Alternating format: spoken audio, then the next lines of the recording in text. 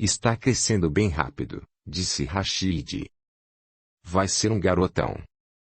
Meu filho será um palawan. Exatamente como o pai. Layla ajeitou a blusa. Rashid a deixava assustadíssima quando falava daquele modo. Como vão as coisas com Marian? Ela disse que estava tudo bem. Ótimo. Ótimo. Não lhe contou que tinham brigado de verdade, pela primeira vez. Foi poucos dias atrás. Layla entrou na cozinha e viu Marian abrindo e fechando as gavetas com estardalhaço. Pelo que disse, estava procurando uma colher de pau que usava para mexer o arroz. Onde você enfiou a minha colher? Perguntou ela, virando-se para encarar a outra. Eu? Exclamou Layla. Não mexi nela. Quase não venho aqui. Deu para perceber. Isso é uma acusação? Foi você que quis assim, lembra? Disse que a cozinha ficaria por sua conta. Mas, se preferir trocar. Quer dizer que a colher criou pernas e saiu andando sozinha. Tap tap tap. Foi isso que aconteceu, DG. Estou dizendo. Principiou Layla, tentando manter o controle.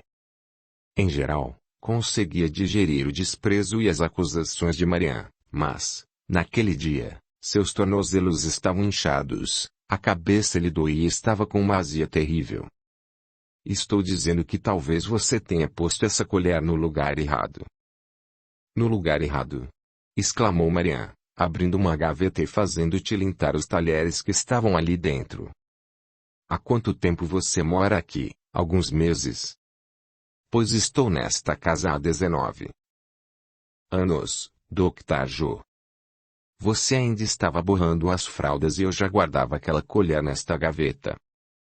Mesmo assim, retrucou Layla, agora saindo do sério, com os dentes cerrados, você pode perfeitamente ter posto essa colher em outro lugar e esquecido disso. E você pode perfeitamente ter escondido minha colher, só para me irritar. Você é uma pobre coitada, disse Layla. Marian estremeceu, mas, depois, se recobrou e apertou os lábios. E você é uma puta. Puta idosa. Uma puta ladra, é isso que você é. A essa altura, as duas já estavam aos berros. Chegaram a pegar putis e tigelas, mas não os atiraram. Xingaram-se mutuamente, com palavrões que, agora, faziam Layla enrubescer. Desde então, não voltaram a se falar. A moça ainda estava chocada com a facilidade com que perdeu a cabeça, mas tinha de admitir que parte dela bem que gostou de gritar com Marian, de lhe rogar pragas, de poder descontar em alguém toda a sua raiva, toda a sua dor. E, intuitivamente, Layla se perguntava se Marian não teria sentido a mesma coisa. Depois daquela cena, subiu correndo e se atirou na cama de Rashid. Lá embaixo, Marian ainda estava gritando. Maldita seja! Maldita seja! Com o rosto enterrado no travesseiro, gemendo, Layla se viu subitamente com saudade dos pais, uma saudade tão forte como nunca mais tinha sentido desde aqueles dias terríveis que se seguiram à explosão. Ficou deitada ali, com as mãos crispadas nos lençóis, até que, de repente, deu um pulo. Sentou-se na cama e levou as mãos à barriga. O bebê tinha acabado de chutar, pela primeira vez. Audiolivro realizado pelo canal Surya Chand Audiobook. Capítulo 33. Marian.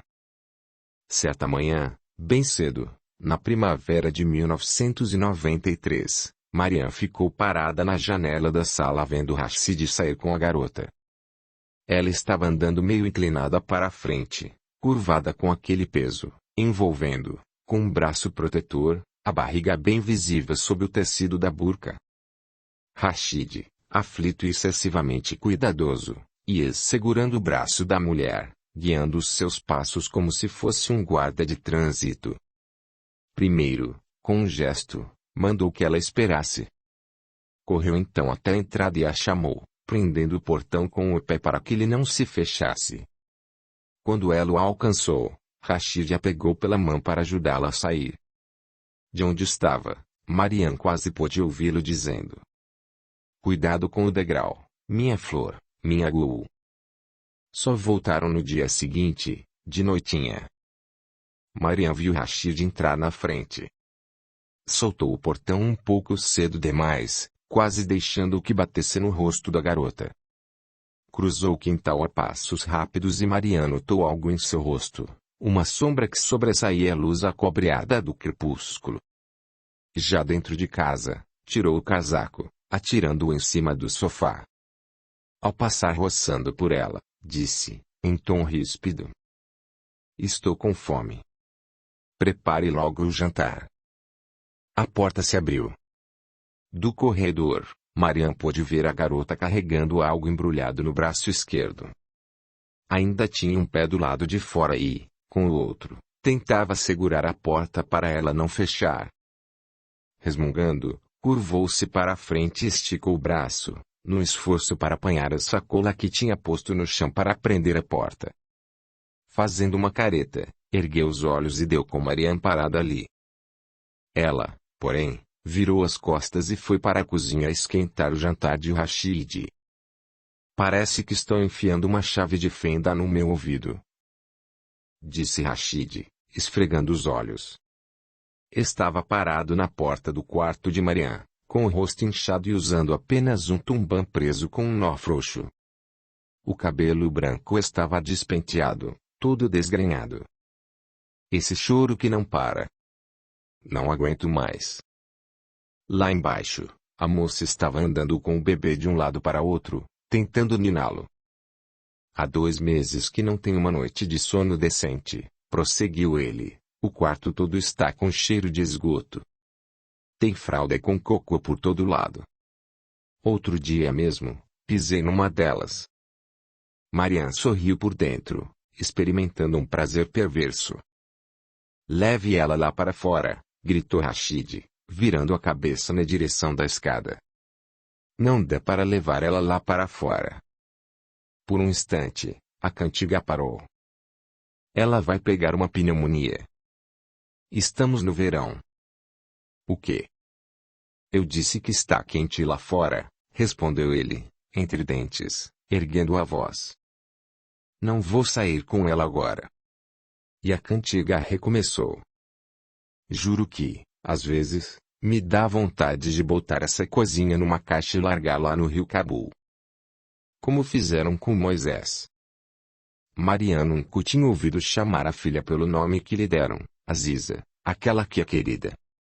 Era sempre o bebê, ou, quando ele estava realmente irritado, essa coisinha.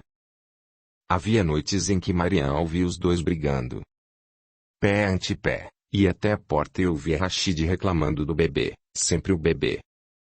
Era um choro constante, os cheiros, os brinquedos que o faziam tropeçar, a forma como aquela criatura tinha roubado a atenção que Laila lhe dedicava, com suas inesgotáveis necessidades de comer, arrotar, ser trocada, embalada, carregada no colo. Por sua vez, a moça o repreendia por fumar no quarto, por não deixar que o bebê dormisse ali com eles. Havia ainda outras discussões, em voz mais baixa. O médico disse 6 semanas. "Ainda não, Rashid." "Não." "Esqueça." "Ah, vamos, pare com isso." "Já se passaram 2 meses." "Xi." "Pronto. Está vendo só? Você acordou o bebê", eu acrescentava, em tom mais ríspido. "Coxo de? Está contente agora?" Mariam se esgueirava de volta ao seu quarto. "Será que você não pode ajudar?" perguntou Rashid. "Deve haver alguma coisa que possa fazer." "E eu lá entendo de bebês?" retrucou Mariam. "Rashid, pode trazer a mamadeira? Está em cima da Mari.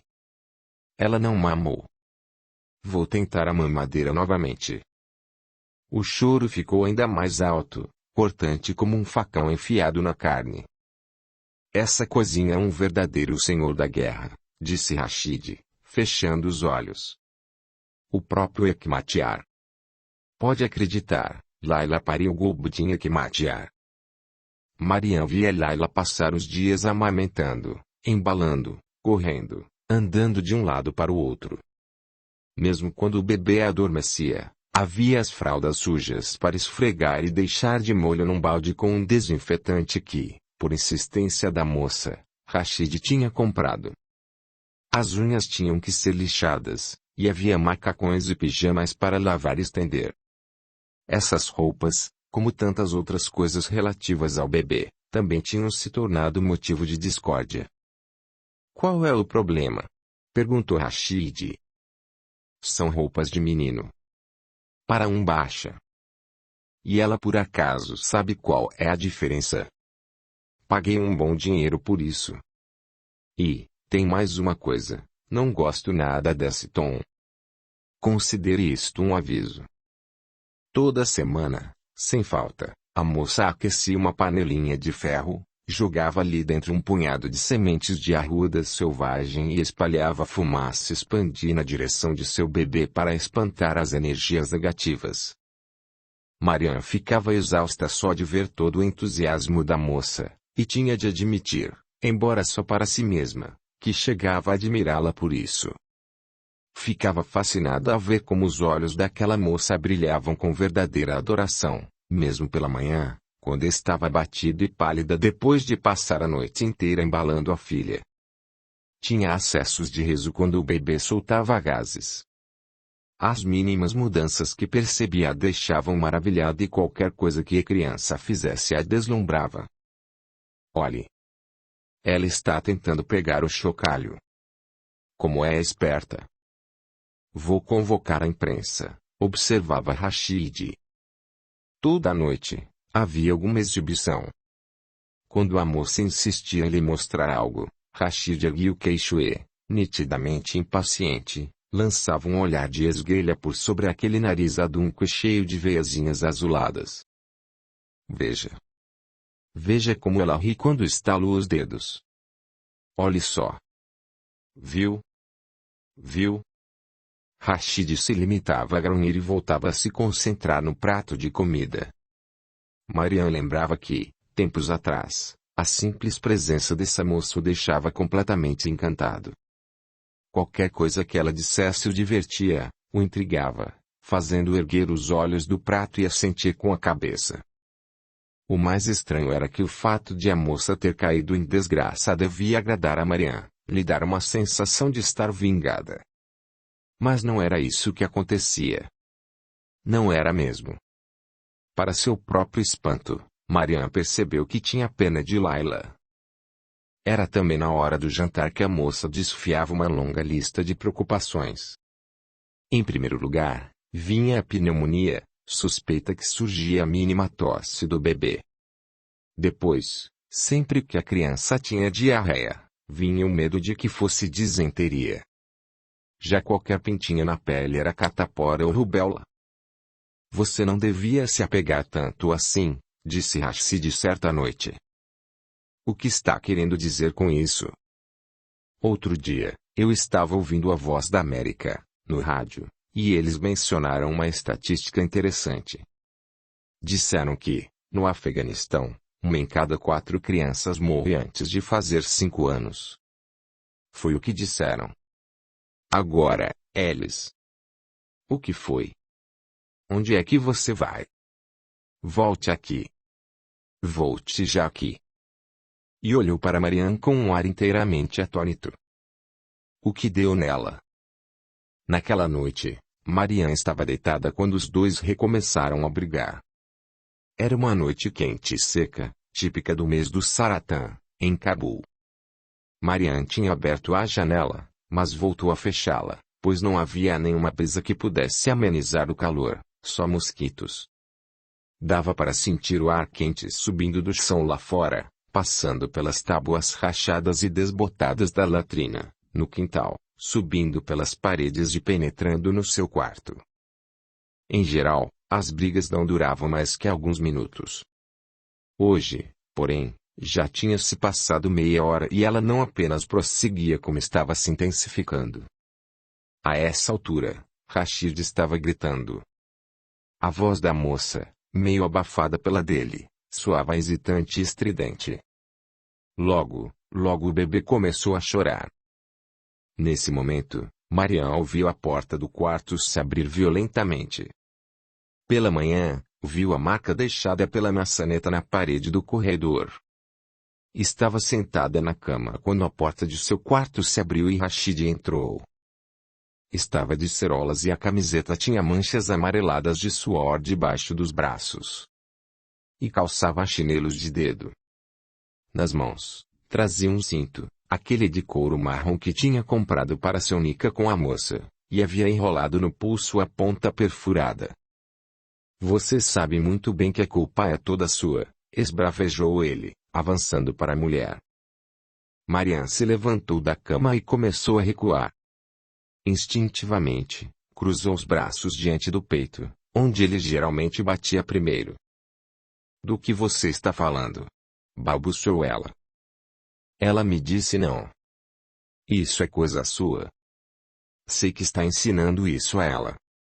Ao longo dos anos, Marian aprendeu a criar uma couraça contra o desprezo, as censuras, o deboche e as brigas do marido. Mas não tinha conseguido dominar o medo que sentia. Depois de tanto tempo, ainda tremia, apavorada, quando via assim, furioso, com o cinto enrolado no punho, o couro rangendo e aquele brilho nos seus olhos injetados. Era o medo da cabra deixada na jaula do tigre, quando a fera ergue os olhos, mostra as garras e começa a rugir. De repente, a moça entrou no quarto, com os olhos arregalados e o rosto contraído. Eu devia ter imaginado que você ia corrompê-la, berrou Rashid. Sacudiu o cinto, testando-o contra a própria coxa. A fivela tilintou bem alto. Pare com isso, Bas, exclamou a moça. Você não pode fazer isso, Rashid. Volte para o quarto. Manon recuou mais um pouco. Não. Não faça isso. Já. E voltou a erguer o cinto, desta feita na direção de Marian. Foi então que algo surpreendente aconteceu. A moça se atracou com ele. Agarrou o braço do marido com ambas as mãos e tentou puxá-lo para baixo, mas tudo o que pôde fazer foi se pendurar nele. Mesmo assim, conseguiu retardar o avanço de Rashid sobre Marian. Solte, gritou ele. Você venceu. Você venceu. Não faça isso. Por favor, Rashid, não bata nela. Por favor, não faça isso. E os dois ficaram assim, por algum tempo, ela agarrada ao braço dele, implorando, ele tentando afastá-la, sem tirar os olhos de Marian, que estava espantada demais para fazer o que quer que fosse. Até que, finalmente, entendeu que não ia apanhar, não esta noite.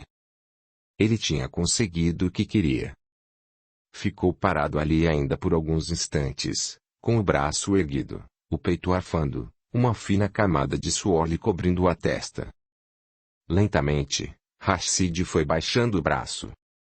Os pés da moça voltaram a tocar o chão e, mesmo assim, ela continuou segurando firme, como se não confiasse no marido. Ele precisou dar um safanão para se livrar daquelas mãos. Estou de olho, hein, disse ele, jogando o cinto no ombro. Estou de olho nas duas. Não tentem me tratar como um amaque. Não pensem que vão me fazer de bobo na minha própria casa. Lançou um último olhar furioso a Marian e deu um empurrão na garota, pelas costas, ao sair do quarto. Quando ouviu a outra porta se fechar, Marian voltou para a cama, escondeu a cabeça debaixo do travesseiro e ficou esperando a tremedeira passar. Marian foi acordada 3 vezes durante a noite. Primeiro, foi o estrondo dos mísseis, vindo dos lados de Cartechar. Depois, foi o bebê chorando lá embaixo, a moça tentando fazê-lo calar, o ruído de uma colher batendo no vidro da mamadeira. Finalmente, foi a Sede, que a tirou da cama. No térreo, a sala estava às escuras, a não ser por um raio de luar que entrava pela janela. Marian podia ouvir o zumbido de uma mosca em algum lugar, discernir os contornos do fogareiro no canto, com a chaminé se projetados para cima e, depois, formando um ângulo bem fechado logo abaixo do teto. A caminho da cozinha, quase tropeçou em alguma coisa que estava no chão, a seus pés. Quando seus olhos se acostumaram à escuridão, percebeu a moça e o bebê deitados no chão, em cima de uma manta. A moça dormia, e ressonava, deitada de lado. O bebê estava acordado. Acendeu a lamparina que estava sobre a mesa e se agachou. Viu então, e pela primeira vez, o rostinho do bebê bem de perto. Viu aquele cabelo preto, os olhos cor de avelã com cílios espessos, as faces rosadas, os lábios da cor de uma romã madura. Marian teve a impressão de que o bebê também a observava. A menininha estava de barriga para cima, com a cabeça meio virada de lado, e a fitava intensamente, meio divertida, meio confusa e até um pouco desconfiada.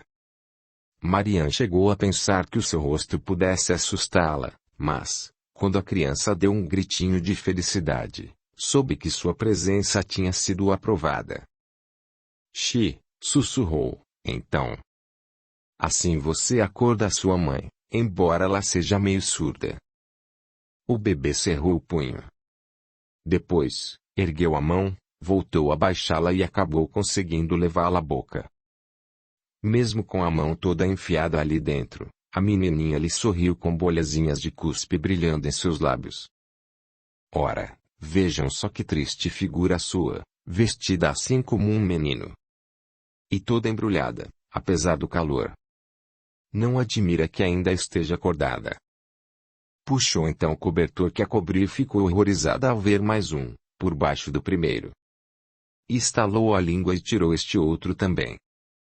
O bebê deu um risinho, aliviado, e bateu os bracinhos como um pássaro. "Está melhor assim, não é mesmo?" Quando ia se levantar, a menininha agarrou seu mindinho. Aqueles dedinhos minúsculos se fecharam com força para segurá-lo. Marian sentiu o toque quente e macio daquela mão úmida de baba. "Gugu", balbuciou o bebê. "Está bem. Agora, Bas. Solte." Mas a criança não soltou e começou a bater as perninhas. Marian tentou soltar o dedo. O bebê sorriu e fez uma porção de barulhinhos gorgolejantes. E levou a mão de volta à boca. "Por que você está tão contente, hein? De que está rindo? Acho que não é tão esperta quanto sua mãe diz. Seu pai é um brutamontes, e sua mãe uma boba. Se soubesse disso, não estaria tão sorridente. Não estaria mesmo. Ande, agora durma. Vamos." Marian se levantou. Mal tinha dado uns poucos passos, a menininha começou a fazer uns ruídos que anunciavam um choro sentido. Voltou atrás e se agachou novamente. "O que foi? O que quer de mim?" O bebê abriu um sorriso desdentado. Marian suspirou. Sentou no chão, deixou que ela agarrasse o seu dedo. Viu a menininha soltar uns gritinhos, levantar as perninhas roliças e chutar o ar. Ficou sentada ali, só olhando, até que a criança parou de se mexer e começou a ressonar bem de mansinho. Lá fora, os rouxinóis cantavam animadamente, e, por vezes, quando alguns desses cantores alçavam voo, Marian podia ver as suas asas refletirem a luz azulada do luar e brilharem por entre as nuvens. E, embora estivesse com a garganta seca e os pés formigando, levou um bom tempo até soltar com jeito o dedo que a menininha ainda segurava e finalmente se levantar. Capítulo 34. Laila. Para Laila, não havia maior prazer na vida do que ficar deitada ali, junto de Aziza, com o rostinho do bebê tão perto que dava para ver as suas pupilas se dilatarem e se contraírem. Adorava passar o dedo pela pele gostosa e macia da filha, pelas covinhas de suas mãos, as dobrinhas de gordura de seus cotovelos. Às vezes, deitava Aziza sobre o próprio peito e sussurrava, no topo daquela cabecinha, falando-lhe de Tariq, o pai que ela jamais conheceria, cujo rosto jamais veria. Layla lhe falava de como ele era bom com charadas, como era trapaceiro e implicante, como ria com facilidade. Ele tinha os cílios mais lindos do mundo, como os seus. Queixo bonito, um nariz fino, uma testa arredondada. Ah, o seu pai era lindo, Aziza. Era perfeito. Exatamente como você. Mas tomava todo cuidado para nunca dizer o nome dele. Às vezes surpreendia Rashid olhando para a menina de um jeito bem estranho. Ainda outra noite, quando ele estava sentado no chão do quarto tirando um calho do pé, disse, como quem não quer nada. Como eram as coisas entre vocês? Layla o fitou espantada, como se não tivesse entendido nada. Lali e Majon. Você e aquele Aklenga, aquele aleijado. O que havia entre vocês dois? Ele era meu amigo, respondeu a moça, cuidando para que a sua voz não soasse alterada. E tratou de se ocupar com a mamadeira. Você sabe disso? Não sei o que eu sei, retrucou ele, pondo a gilete no parapeito e se jogando na cama. As molas protestaram rangendo alto. Ele abriu as pernas e coçou o saco. E como? Amigos, nunca fizeram nada inconveniente? Inconveniente?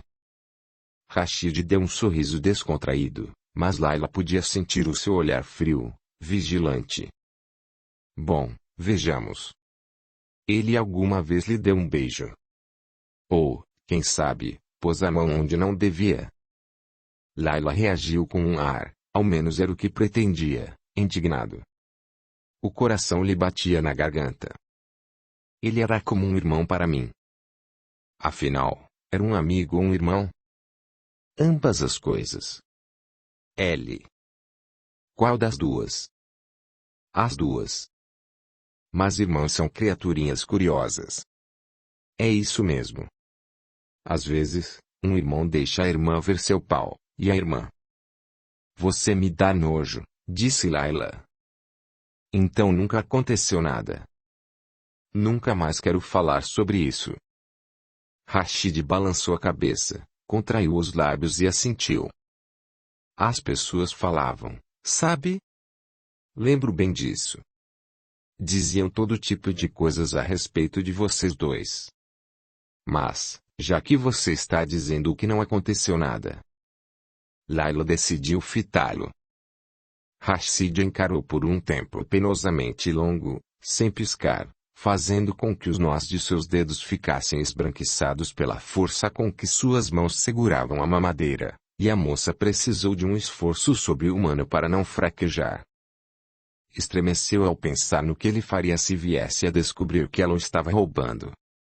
Toda semana, desde que Aziza nasceu, Layla abria a carteira do marido, quando ele estava dormindo ou lá fora na latrina, e apanhava uma única nota.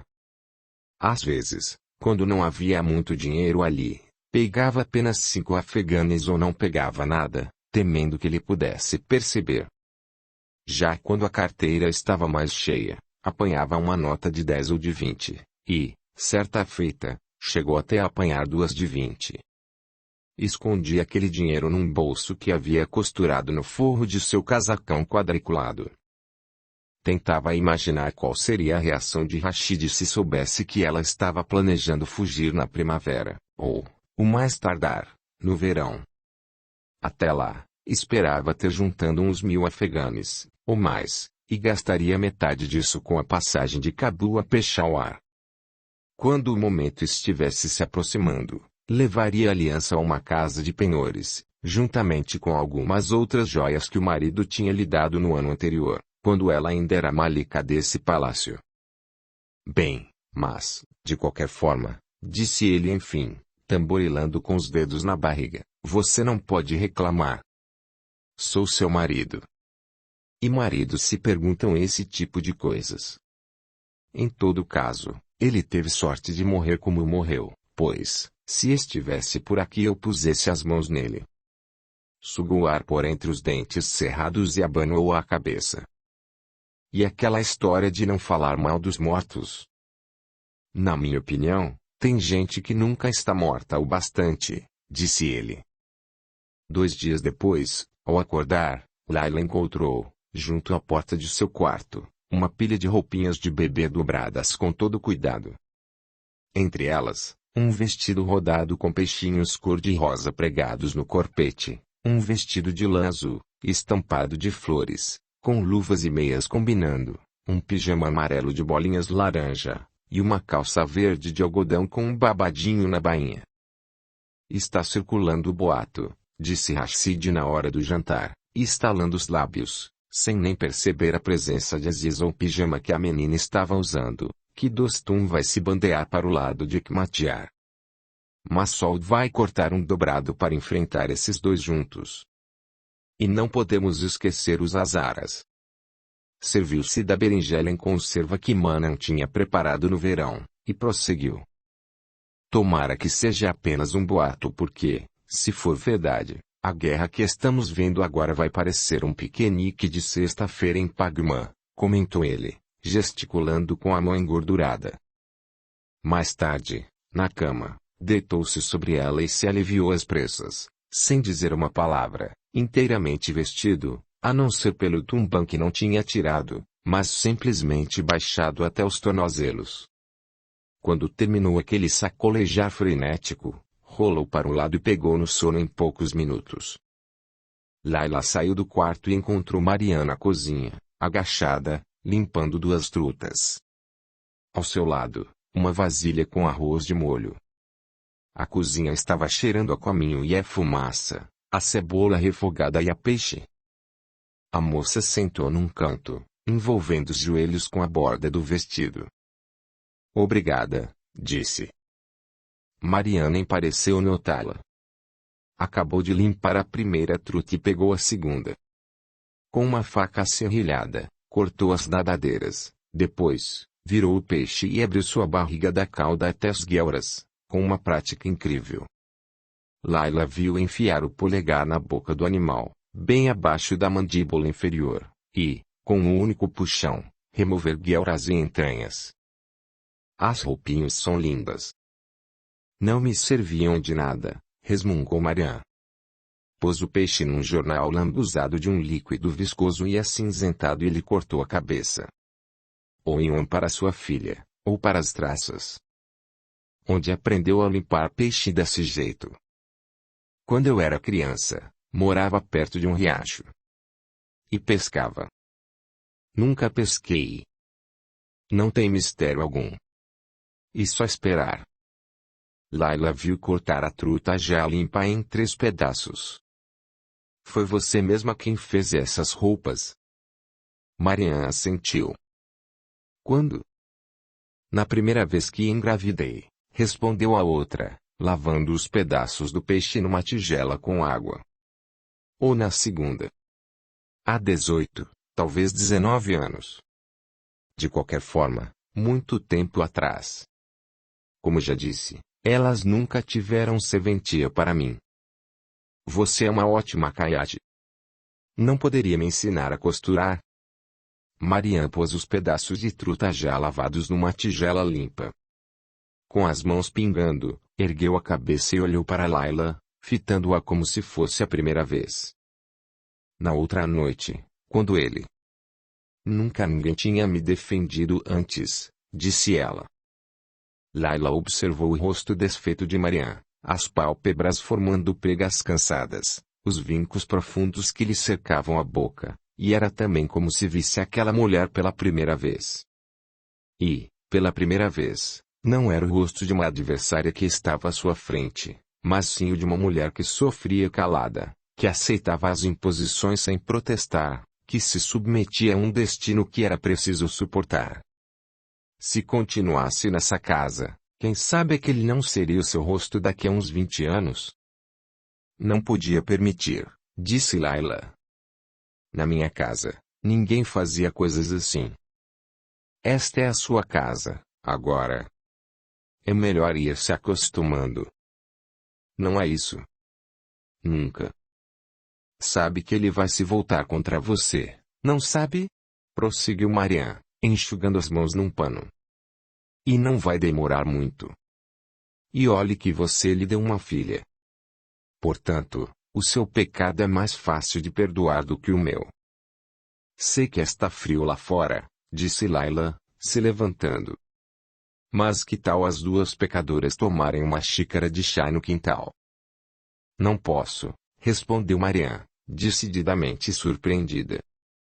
Ainda tenho que catar e lavar o feijão. Ajudo você amanhã de manhã. E tenho que limpar isso aqui. Limpamos juntas. Se não me engano, sobrou um pouco água. Fica ótimo com chá. Marian pôs o pano na bancada.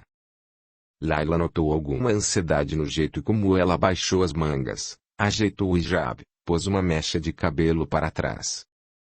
Como dizem os chineses, é melhor ficar 3 dias sem comida do que um dia sem chá. É um ditado acertado, disse Marian, com um ligeiro sorriso. É mesmo. Mas não posso demorar muito. Uma xícara só. Sentaram-se em cadeiras de armário e comeram água com as mãos, da mesma tigela. Tomaram mais uma xícara de chá e, quando Laila lhe perguntou se queria uma terceira, Marian disse que sim. Ouviram uns disparos nas colinas, viram as nuvens deslizando diante da lua e os últimos vagalumes da estação formando círculos de um amarelo brilhante na escuridão. E, quando Aziz acordou chorando, e Rashid gritou para que Laila fizesse calar, as duas mulheres se entreolharam. Foi um olhar desarmado, de cumplicidade. E por essa comunicação rápida e sem palavras, Laila compreendeu que elas não eram mais inimigas. Inscreva-se, e ative o sininho para receber as notificações de novos audiolivros. Comente, compartilhe, e deixe o seu gostei. A gratidão é o caminho da evolução. Capítulo 35. Marian. Daquela noite em diante, Marian e Laila passaram a fazer juntas as tarefas domésticas. Sentavam-se na cozinha e preparavam massa de pão, cortavam cebolinhas verdes, fatiavam alho e, enquanto isso, davam pedacinhos de pepino para Aziza, que ficava ali por perto, batendo colheres e brincando com cenouras. Se estavam no quintal, deixavam a menininha deitada num berço de vime, com camadas e mais camadas de roupas em um cachecol de lã enrolado no pescoço. Marian e Laila ficavam de olho nela e lavavam a roupa, as mãos de uma esbarrando nas da outra, enquanto esfregavam camisas, calças e fraldas. Aos poucos, Marian se habituou a esse companheirismo ainda hesitante, mas bem agradável. Esperava ansiosa pela hora de ir tomar as 3 xícaras de chá com a Laila no quintal, o que já tinha se tornado um ritual de todas as noites. Pela manhã, surpreendia-se na expectativa de ouvir o som dos chinelos rasgados de Laila nos degraus da escada, indicando que a moça estava descendo para o café, e havia ainda as risadinhas de Aziza, a visão dos seus 8 dentinhos, o cheiro de leite de sua pele. Se Laila e a filha dormissem um pouco mais, sua ansiedade aumentava. Lavava pratos que não precisavam ser lavados, voltava a arrumar as almofadas na sala, tirava o pó dos parapeitos já limpos, tentando se manter ocupada até que Laila entrasse na cozinha carregando Aziza no colo. Assim que avistava Marian, a garotinha arregalava os olhos e começava a pular e a se remexer no colo da mãe. Esticava os braços na direção de Marian, pedindo que ela pegasse, abrindo e fechando as mãozinhas, e, nos olhos, um misto de adoração e ansiedade. Que drama, menina, exclamava Laila, pondo-a no chão para que ela fosse engatinhando até Marian. Que drama. Calma. Cala, Marian não vai fugir. Pronto, aí está sua tia. Viu? Pode ir com ela. Mal a outra pegava no colo, Aziza metia o dedo na boca e aninhava a cabeça no ombro de Marian, que a embalava um tanto sem jeito, com um sorriso meio surpreendido, meio encantando nos lábios. Na verdade, nunca tinha sido tão querida. Nunca alguém lhe tinha declarado seu amor de uma forma tão espontânea, tão sem reservas. Aziza lhe dava vontade de chorar. Por que você entregou esse coraçãozinho a uma velha feia como eu? Murmurava ela junto à cabeça da menininha. Hein? Será que não percebe que não sou ninguém? Sou uma debate. O que acha que tenho para lhe dar? Mas Aziza balbuciava toda satisfeita, se aconchegando ainda mais naquele colo.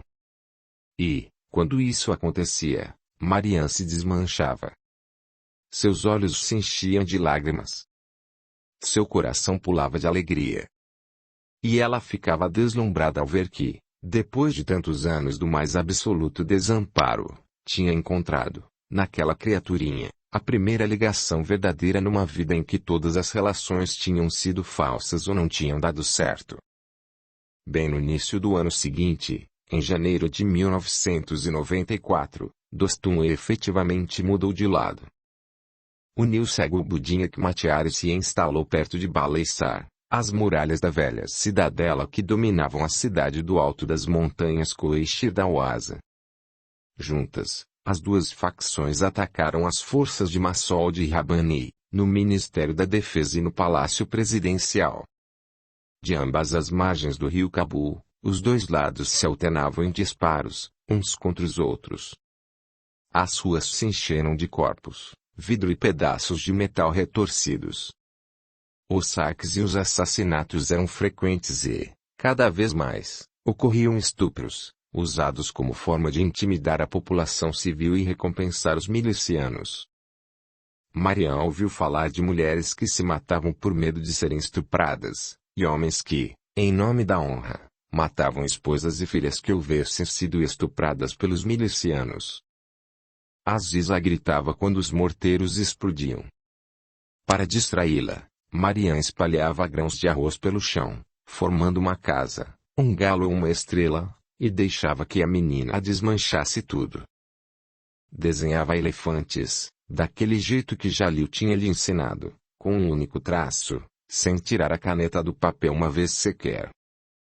Rashid lhes disse que, diariamente, civis estavam sendo mortos às dúzias.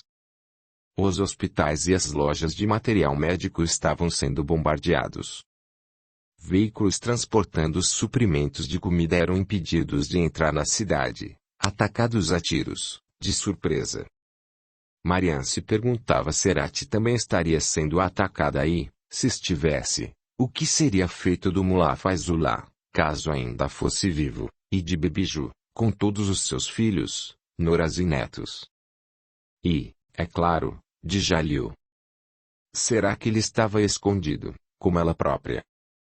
Ou teria deixado o país, junto com as esposas e os filhos? Desejava que Jalil estivesse a salvo, em algum lugar, que tivesse dado um jeito de escapar de toda aquela matança.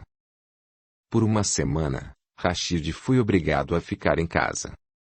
Trancou a porta que dava para o quintal, instalou umas armadilhas, trancou também a porta da frente e pôs um sofá diante dela, formando uma barricada.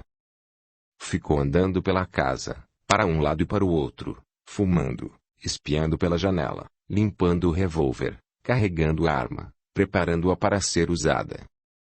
Por 2 vezes, atirou para a rua, alegando ter visto alguém tentando pular o muro. Eles estão forçando os garotos a se alistar no combate, disse ele. Os mujahedins. Em plena luz do dia, de arma em punho, saem arrastando os garotos pela rua. E, quando os soldados de uma milícia rival capturam esses pobres coitados, eles os torturam. Ouvi dizer que são eletrocutados. Ao menos de o que andam dizendo. Que esmagam o saco deles com um alicate. Aí, os milicianos obrigam esses garotos a levá-los às suas casas. Chegando lá, matam o pai deles e estupram a mãe e as irmãs. Rashid brandiu o revólver acima da cabeça. Eles que tentem invadir a minha casa, prosseguiu. Eu é que vou esmagar o saco deles. Vou estraçalhar a cabeça de todos. Vocês nem imaginam como são sortudas por terem um homem que não tem medo nem do próprio Shaitan. baixou os olhos e percebeu Aziz a seus pés. Saia daí, esbravejou ele, tentando enxotá-la com o revólver. Pare de me seguir. E pare também de ficar remexendo as mãos desse jeito. Não vou pegar você no colo. Ande, saia já daí. Vou acabar pisando em você. Aziz estremeceu. Voltou engatinhando para perto de Mariam, parecendo magoada e confusa. Já no colo, logo tratou de pôr o dedo na boca e ficou olhando para Rashid com um ar emburrado e pensativo. De quando em quando, erguia os olhos, querendo se sentir segura. Ao menos era assim que Mariam interpretava aquele olhar. Mas, em se tratando da figura paterna, Mariam não tinha como tranquilizá-la. Mariam ficou aliviada quando os combates voltaram a se abrandar, em boa parte porque não precisaria aguentar a presença de Rashid, aquele seu gênio terrível infestando a casa toda. E porque tinha ficado muito assustada ao vê-lo sacudir o revólver carregado na direção de Aziza. Certo dia, naquele inverno, Laila lhe perguntou se podia trançar o seu cabelo. Mariam se sentou, bem quieta, só olhando pelo espelho, vendo os dedos finos de Laila trabalhando em seu cabelo e o rosto da moça contraído pela concentração. Aziza estava toda encolhida, dormindo no chão, agarrada com a boneca de pano que Mariam fez para ela. A boneca tinha um corpo recheado de feijão, usava um vestido feito com tecido tingido com chá e um colar de carretéis vazios enfiados num barbante. De repente, a menininha soltou um pum. Laila começou a rir, e Mariam também. As duas ficaram rindo, se vendo pelo espelho, os olhos lacrimejando, e aquilo tudo foi tão natural, tão espontâneo, que Mariam começou a lhe falar de Jalil, de Nana e do Jin. Laila parou o que fazia, pousou as mãos no ombro da outra e ficou fitando seu rosto no espelho. E as palavras foram brotando, como sangue jorrando de uma artéria. Mariam lhe falou de Bibiju, do Mullah Faizullah, daquela ida humilhante à casa de Jalil, do suicídio de Nana. Falou também das esposas de seu pai, do Nika arranjado às pressas com Rashid e da viagem para Cabul. Falou das diversas vezes em que engravidou, daquele ciclo interminável de esperança e desapontamento, da rejeição de Rashid. Depois, Laila se sentou no chão, diante da cadeira de Mariam. Com um ar distraído, tirou um fiapinho do cabelo de Aziza. Houve então um momento de silêncio. Também tenho uma coisa para lhe contar, disse Laila. Mariam passou a noite em claro. Ficou sentada na cama, vendo a neve cair em silêncio. Audiolivro realizado pelo canal Surya Chand Audiobook.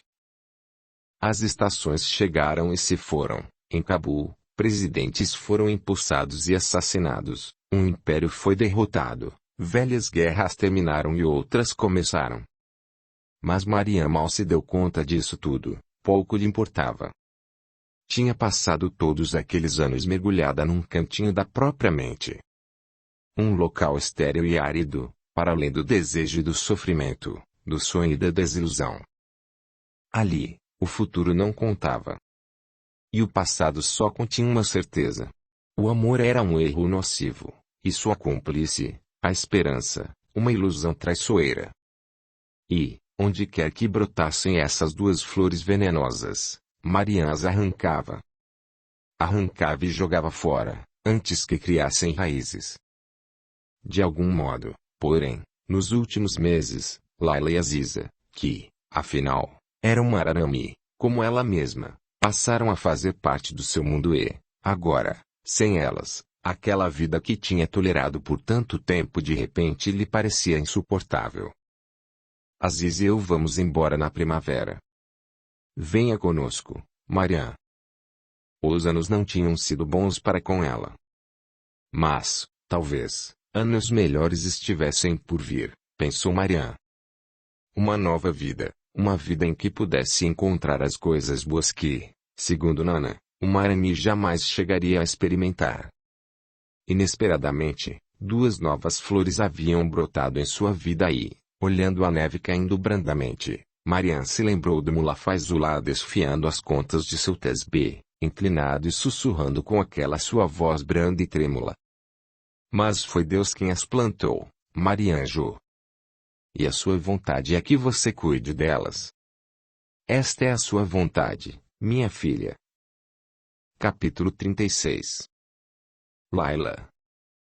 À medida que a luz do dia ia removendo a escuridão do céu naquela manhã de primavera de 1994, Laila teve a certeza de que Rashid sabia.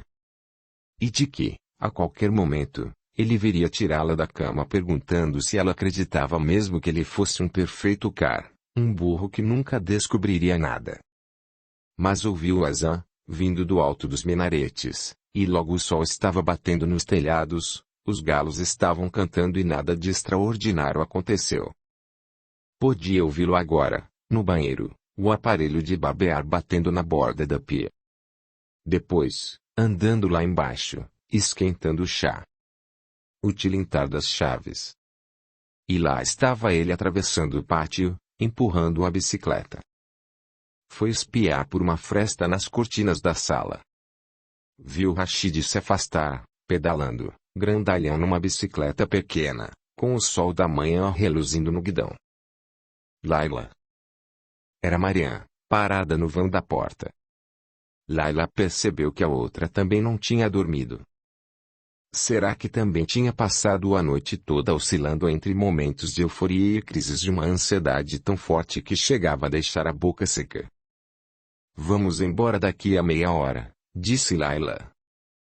No banco de trás do táxi, nenhuma das duas falava. Sentada no colo de Marian, agarrada à boneca de pano, Aziz olhava a espantadíssima cidade que ia passando por elas. Ona, exclamou, apontando para um grupo de meninas que pulava corda. Marian. Ona. Para onde quer que se virasse, Laila via Rashid. Via-o saindo de barbearias com vidraças parecendo cobertas de pó de carvão, de minúsculas tendinhos que vendiam perdizes, de lojinhas de beira de rua abarrotadas de pneus velhos, empilhados até o teto. E cada vez se afundava mais no banco do carro. Ao seu lado, Marian ia rezando baixinho. Laila gostaria de ver o seu rosto, mas ela estava de burca, ambas estavam, aliás, e tudo o que podia distinguir era o brilho de seus olhos por detrás da tela. Era a primeira vez que saía à rua em semanas, sem contar com a ida à casa de penhores na véspera, quando depositou a aliança no vidro do balcão e de onde saiu atordoada pela sensação do inexorável, sabendo que não havia como voltar atrás. Por toda parte, via as consequências dos combates recentes cujo barulho ouvira de casa. Lares transformados em escombros, meras pilhas de tijolos e pedras, prédios fendidos, com vigas caídas aparecendo pelos buracos abertos nas paredes, carcaças queimadas e retorcidas de carros revirados, às vezes empilhadas umas sobre as outras, muros esburacados com perfurações de todos os calibres imagináveis, e estilhaços de vidro por todo lado. Viu um cortejo fúnebre que se dirigia a uma mesquita, e, atrás dele, uma velha toda de preto, arrancando os cabelos.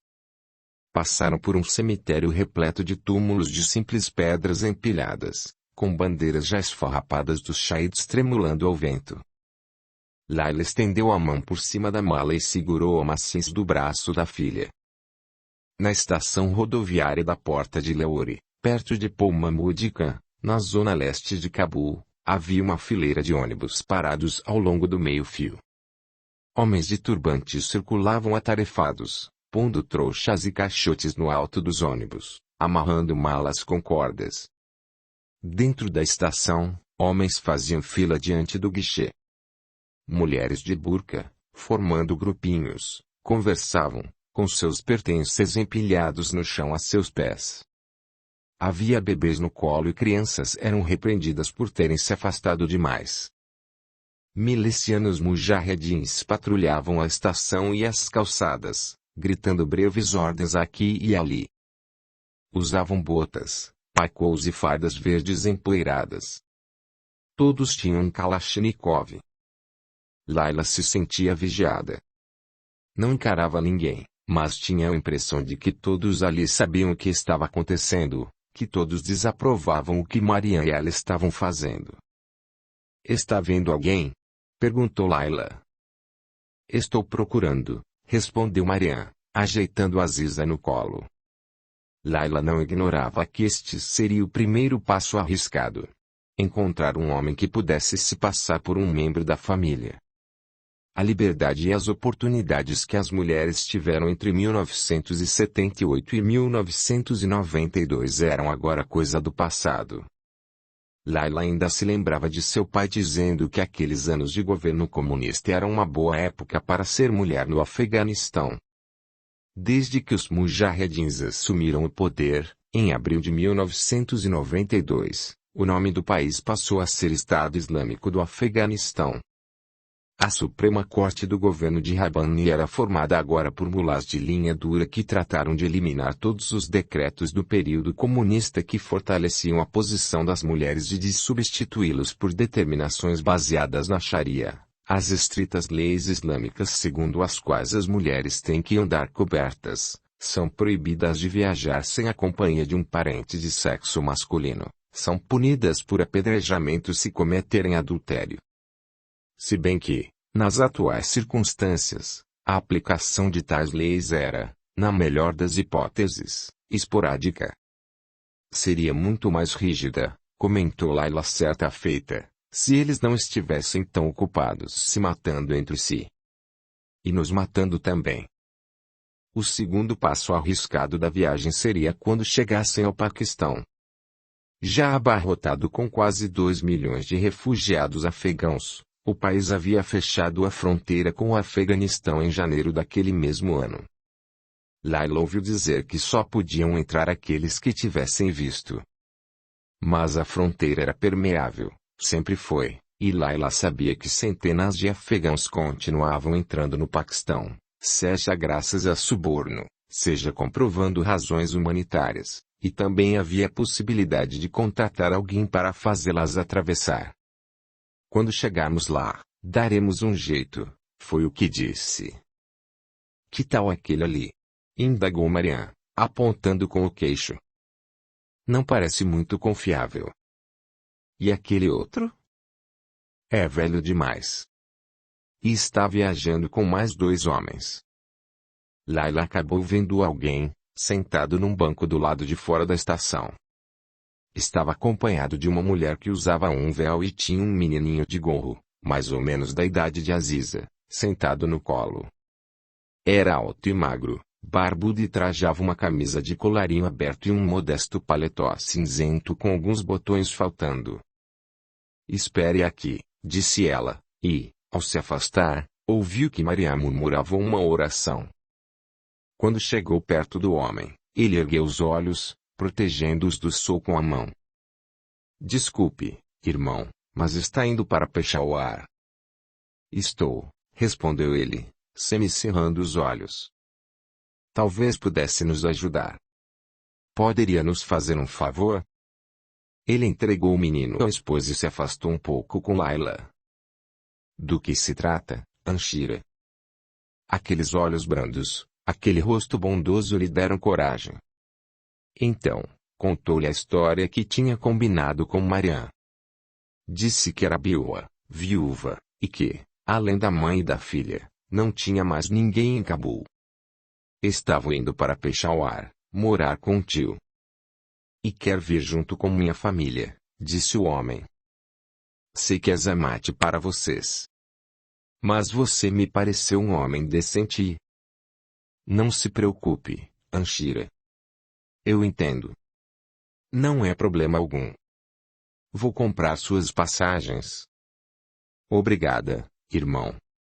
É realmente uma sawab. Deus vai se lembrar dessa sua boa ação. E entregou a ele um envelope que tirou do bolso por baixo da burca. Havia ali 1.100 afegães, cerca da metade do que tinha juntado durante o ano anterior mais o que conseguiu com a venda da aliança. O homem enfiou o envelope no bolso da calça. Espere aqui. Ela ouviu entrar na estação. Meia hora mais tarde, estava de volta. É melhor ficar com as passagens na mão, disse ele. O ônibus sai daqui 1 hora. Vamos embarcar juntos. O meu nome é Akio. Se perguntarem, o que não deve acontecer, digo que somos primos. Layla disse como as três se chamavam e ele garantiu que se lembraria. Fiquem por perto, recomendou. Sentaram-se no banco ao lado daquele onde o Akio estava com família. Era uma manhã de sol, a temperatura estava agradável, e, no céu, havia apenas umas poucas nuvens pairando à distância, sobre as colinas. Marian deu à menina alguns dos biscoitos que tinha se lembrado de trazer na pressa de arrumar as coisas. Ofereceu-um a Layla. Se comer, vomito, respondeu a moça, rindo. Estou aflita demais. Eu também. Obrigada, Marian. Por quê? Por isso. Por vir conosco, disse Layla. Acho que não conseguiria se estivesse sozinha. Eu nunca ia deixar vocês sozinhas. Vamos ficar bem, não é, Marian, lá no lugar para onde estamos indo. Como diz o Corão, a Deus pertencem o levante e o poente. Para onde quer que vos tornardes, lá encontrareis o semblante de Deus.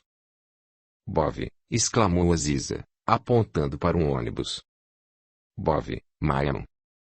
Estou vendo, Aziza Jo, respondeu Marian. É isso mesmo, um bove.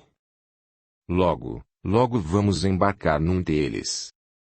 Ah, quantas coisas você vai ver. Layla sorriu. Ficou olhando para um carpinteiro que, numa loja do outro lado da rua, serrava a madeira, fazendo lasquinhas voarem pelo ar. Viu os carros passando a toda, com os vidros cobertos de fuligem e sujeira. Viu os ônibus parados junto ao meio-fio, com o motor roncando e todos pintados com pavões, leões, sóis nascentes e espadas reluzentes. Ao calor do sol da manhã, sentia-se atordoada e ousada. Teve mais um daqueles breves momentos de euforia e, quando um vira-lata de olhos amarelados se aproximou, Layla se inclinou para acariciar as suas costas. Poucos minutos antes, um homem usando um megafone chamou os passageiros com destino a Peshawar. Estava na hora de embarcar. As portas do ônibus se abriram com um forte suspiro. Foi um verdadeiro desfile de viajantes apressados, quase correndo para entrar ali. Pegando o filho no colo, o Akio fez um gesto para Layla. Estamos indo, disse a moça. O rapaz foi na frente. Ao se aproximar do ônibus, Layla viu rostos que surgiam nas janelas, narizes e mãos colados às vidraças. Ao seu redor, gente se despedindo aos gritos. Um jovem miliciano verificava as passagens junto à porta do veículo. Bove, exclamou Aziza. O Akio entregou as passagens ao soldado que as rasgou no meio antes de devolvê-las. O rapaz fez a esposa embarcar primeiro. Layla percebeu que ele e o miliciano se entreolharam. Depois de subir no primeiro degrau do ônibus, o Akio se inclinou e cochichou alguma coisa ao ouvido do jovem que se limitou a assentir. A moça sentiu o coração disparar. Vocês duas, com a criança, fiquem aqui ao lado, disse o soldado. Layla fingiu não ouvir e se dispôs a subir no ônibus, mas o miliciano a segurou pelo ombro, tirando-a da fila com um gesto brusco. Você também, exclamou, dirigindo-se a Marian. Ande logo. Está atrapalhando o embarque. Qual e o problema, irmão? Indagou Layla com os lábios entorpecidos. Está tudo certo. Meu primo não lhe entregou nossas passagens. Ele a fez calar pondo um dedo diante da boca e disse algo em voz baixa a um outro soldado. Este, um sujeito gorducho, com uma cicatriz na face direita, assentiu com um gesto. Venham comigo, disse então a Layla. Temos que embarcar nesse ônibus, retrucou a moça percebendo que a própria voz tremia. Temos as passagens. Por que estão fazendo isso? Vocês não vão embarcar. É melhor aceitar a ideia. Sigam-me. A menos que queira que a menininha veja sendo arrastada. Enquanto estavam sendo levadas até um caminhão, Layla olhou para trás e viu o filhinho de Joaquim no fundo do ônibus. O menino também a viu e assinou, todo contente. No posto policial da Praça Torabasca, mandaram que as duas se sentassem separadas, uma em cada ponta do longo corredor cheio de gente. Entre elas, havia uma escrivaninha por trás da qual um homem fumava um cigarro atrás do outro e, de vez em quando, batia alguma coisa na máquina de escrever. 3 horas se passaram. Aziza corria para uma, e, depois, para a outra. Estava brincando com um clipe que o homem da escrivaninha tinha lhe dado. Comeu todos os biscoitos. Finalmente, adormeceu no colo de Marian. Por volta das 3 da tarde, Layla foi levada para uma sala. Mandaram que Marian ficasse esperando no corredor, com Aziza. Na sala, o homem por trás de uma escrivaninha tinha uns 30 anos e estava paisana, terno preto, gravata, mocassins pretos. Tinha uma barba aparada bem rente, cabelo curto e sobrancelhas que se uniam acima do nariz. Ficou olhando para Layla, batendo com a borracha do lápis no tampo da mesa. Sabemos, principiou ele depois de pigarrear, cobrindo a boca com o punho fechado, que você já contou uma mentira hoje, Anchira. O rapaz na estação não era seu primo. Ele próprio nos disse isso. Resta saber se vai contar mais mentiras. Pessoalmente, devo lhe dizer que não é uma boa ideia. Estávamos indo morar com meu tio, disse Layla. É a pura verdade. O policial assentiu. Aquela Anchira lá no corredor é sua mãe. É. Ela tem sotaque de Herat. E você, não. É que se criou lá. Eu nasci aqui, em Cabul. Claro. E ficou viúva? Foi o que disse, não? Meus pesames. E esse tio, esse caca, mora onde? Em Peshawar. Isso você já disse, retrucou o sujeito, lambendo a ponta do lápis e aproximando de uma folha em branco. Mas onde, em Peshawar? Em que bairro, por favor? Nome da rua, número do setor. Layla tentou resistir à onda de pânico que lhe invadia o peito. Deu o nome da única rua de Peshawar que tinha ouvido mencionar uma única vez, naquela festa que sua mãe deu quando os mujahedins entraram em Cabul. Rua Jarud. Ah, claro. É onde fica o Hotel Pearl Continental. Seu tio deve ter lhe dito isso.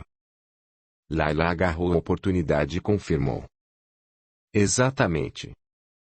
Só que esse hotel fica na rua Queber. Ao ouvir a filha chorando no corredor, a moça perguntou. Minha filha parece assustada. Posso ir buscá-la, irmão? Prefiro que me chame de policial. E logo, logo você vai estar com ela. Tem o telefone de seu tio?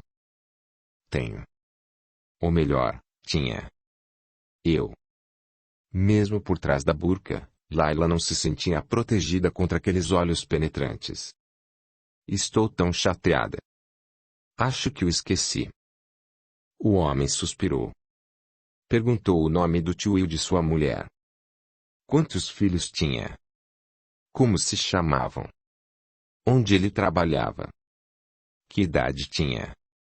E todas aquelas perguntas deixaram a moça atordoada. Então, pôs o lápis na mesa, enlaçou os dedos e se inclinou para a frente, como fazem os pais quando querem comunicar algo a um filho pequeno. Você bem sabe, Anchira, que é crime uma mulher tentar fugir. Vemos isso todos os dias. Mulheres viajando sozinhas, alegando que o marido morreu. Às vezes, é verdade, quase sempre não.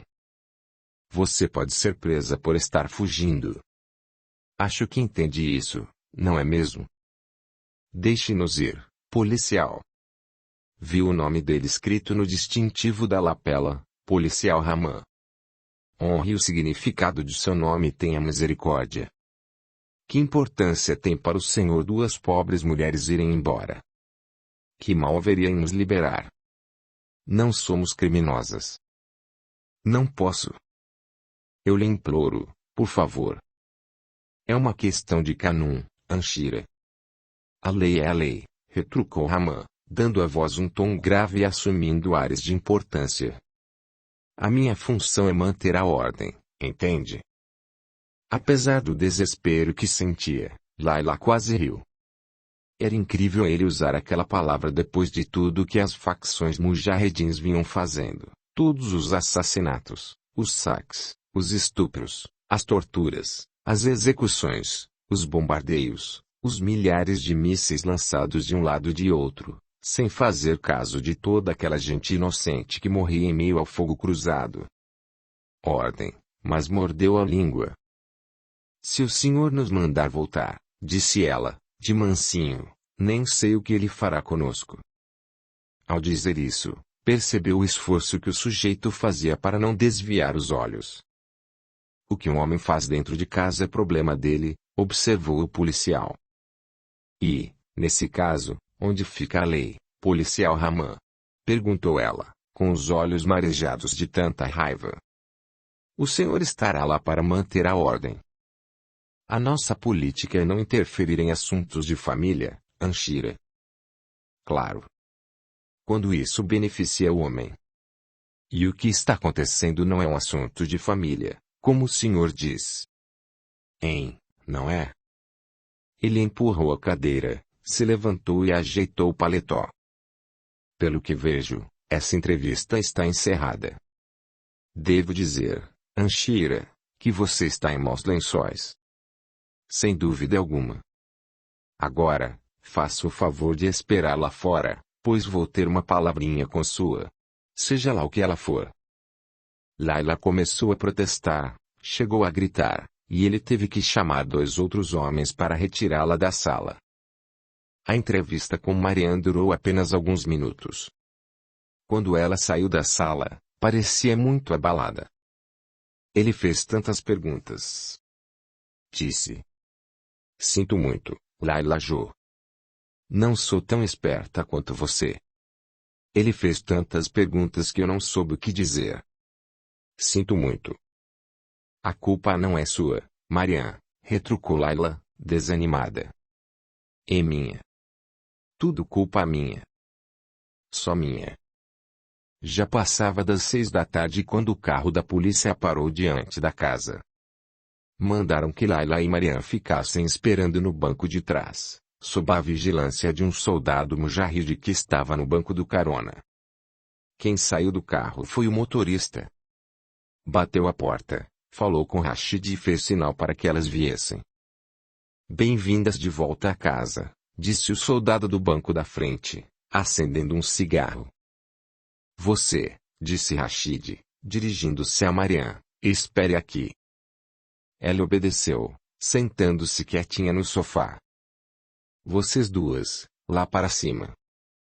Rashid agarrou Layla pelo braço, obrigando-a a subir a escada. Ainda estava com os sapatos que usava para ir trabalhar. Não tinha posto os chinelos, nem tirado o relógio, nem sequer pendurado o casaco. Layla imaginou a cena ocorrida 1 hora, talvez minutos atrás. Rashid indo de um quarto ao outro, batendo as portas, furioso e incrédulo, xingando baixinho. No alto da escada, Layla parou e se virou para ele. Ela não queria ir, disse. Eu a obriguei. Ela não queria ir. Nem viu o punho fechado que se aproximava. Num segundo, estava falando, no outro, estava de quatro no chão, com os olhos arregalados e o rosto vermelho, tentando respirar. Foi como se um carro a tivesse atropelado a toda velocidade, acertando-a entre o final da caixa torácica e o umbigo. Percebeu que tinha deixado o Aziza cair e que a menina estava gritando. Mais uma vez, tentou respirar, mas tudo o que saiu foi um som abafado, rouco. De sua boca, escorria um filete de baba. De repente, sentiu que estava sendo arrastada pelo cabelo. Viu Aziza ser erguida do chão, suas sandálias caírem, seus pezinhos se agitando no ar. O puxão era tão forte que lhe arrancou o cabelo da cabeça, e seus olhos se encheram de lágrimas de tanta dor.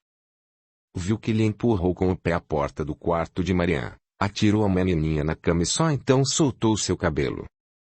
Laila sentiu a ponta do sapato dele na nádega esquerda e urrou de dor. A porta bateu com estardalhaço. A chave girou na fechadura. Aziz ainda estava chorando. Laila jazia no chão, encolhida, arquejando. Apoiando-se nas mãos, conseguiu rastejar até a cama e se esticou para apanhá-la. Lá embaixo, começou a surra. Para Laila, os sons que ouvia eram de uma atividade metódica, habitual. Não havia xingamentos, nem gritos, nem súplicas, nem sequer exclamações de surpresa, apenas as atitudes sistemáticas do que batia e do que era espancado, o tumpe de algo sólido atingindo um corpo repetidas vezes, alguém se chocando contra a parede, tecido se rasgando.